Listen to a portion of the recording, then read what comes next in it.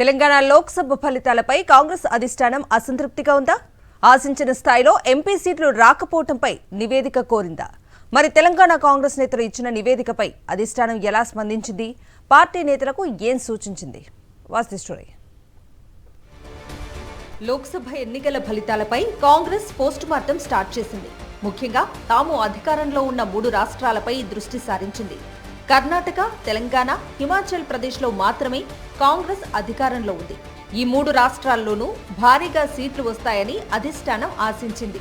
అందులోనూ తెలంగాణలో కాంగ్రెస్ అధికారంలోకి వచ్చిన 6 నెలల్లోపే లోక్సభ ఎన్నికలు జరగటంతో మెజారిటీ సీట్లలో తామే గెలుస్తామని భావించింది.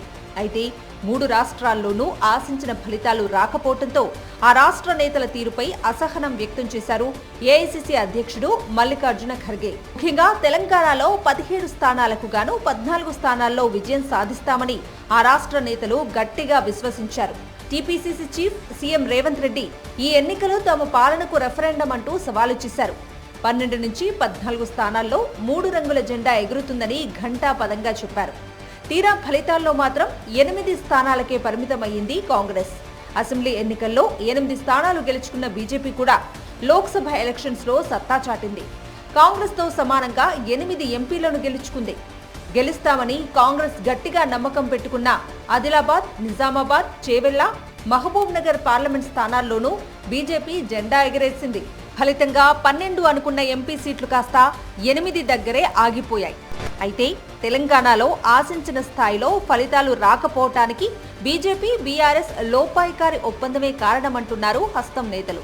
కోమిటిరెడ్డి వెంకటరెడ్డి, పొన్నం ప్రభాకర్ లాంటి నేతలైతే బీజేపీ, బీఆర్ఎస్ ఒక్కటే అంటూ ప్రచారం చేస్తున్నారు. అటు ఏఐసీసీకి ఇచ్చిన రిపోర్ట్లోనూ ఇదే అంశాన్ని చెప్పారట ఇన్ఛార్జ్ దీపాదాస్ మున్షి.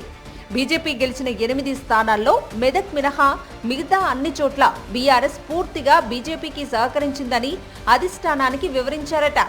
అందుకే తాము అనుకున్న ఫలితాలు రాలేదని రిపోర్ట్లో పేర్కొన్నారట. రేవంత్ రెడ్డి కూడా ఇదే విషయాన్ని సోనియా గాంధీ, ఖర్గేను కలిసినప్పుడు చెప్పినట్లు సమాచారం. తెలంగాణ కాంగ్రెస్ నేతలు ఇచ్చిన రిపోర్ట్పై ఏఐసీసీ అసంతృప్తిగా ఉన్నట్లు తెలుస్తోంది. అసెంబ్లీ ఎన్నికల్లో బీజేపీ, బీఆర్ఎస్ ను ఎదుర్కొన్న కాంగ్రెస్ లోక్సభ ఎన్నికల్లో ఎందుకు ఎదుర్కోలేకపోయిందని ప్రశ్నించినట్లు సమాచారం. బీఆర్ఎస్, బీజేపీ కలిసి వచ్చిన కాంగ్రెస్ అధికారంలో ఉండటంతో పాటు పార్టీ సంస్థాగతంగానూ బలంగా ఉన్న విషయాన్ని మరిచిపోయారా అని నిలదీశారట ఖర్గే. బీజేపీ, బీఆర్ఎస్ లోపాయికారి ఒప్పందం ఉంటే కాంగ్రెస్ గెలిచిన 8 స్థానాల్లోనూ బీజేపీనే గెలవాలి కదా అని అనుమానం వ్యక్తం చేశారట ఏఐసీసీ నేతలు. కనీసం ఇప్పటికైనా పనితీరు మెరుగుపరుచుకోవాలని తెలంగాణ నేతలకు సూచించారట అధిష్టానం పెద్దలు. లేదంటే స్థానిక సంస్థల ఎన్నికల్లో పార్టీకి నష్టం కలుగుతుందని హెచ్చరించారట.